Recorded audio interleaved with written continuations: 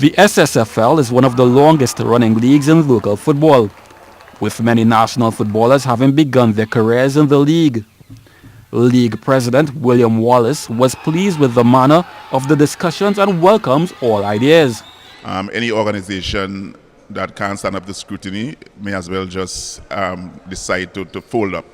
What critique can do for you is to strengthen you, is to help you to have different ideas, and basically chat your way forward.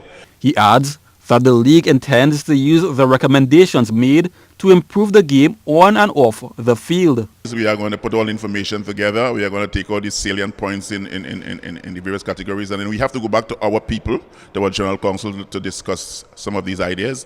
Of course, we may not have everything being implemented for the 2018 season. And when I say everything here, I mean things that we take out of the day's experience.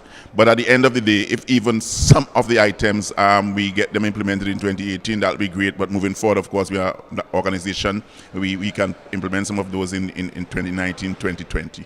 President of the Trinidad and Tobago Super League, Keith Luke-Loy, said the league must be commended for its effort to improve, but adds this should just be seen as the start of the process. An event like this could only skim the surface, right? It could only have a bullet point approach. We have now spoken about one of the innards of the league, which is the registration and certification of players from the academic standpoint, from the competition standpoint, league regulations. We have talked about that.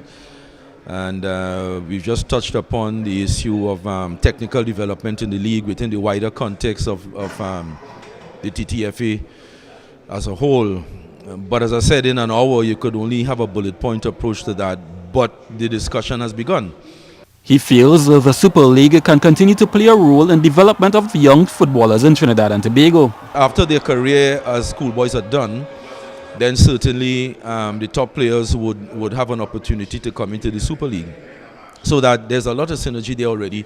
There's a lot of overlap there already. Luke-Loy also supports the national under-20 team playing in the Super League, but the final decision does not lie with him. Anton Cornell, the technical director, approached me on this, I don't know, a month ago. We had an informal discussion, very brief. But I immediately said in principle I would support it. It would have to go to the board of the Super League and to the general membership, which would make the ultimate decision. But I'm quite sure this is something that we could support. The stakeholders conference was designed to solicit ideas and recommendations to help officials understand the thinking of those outside of the small circle of the executive. Kent Fuentes, C Sports Extra.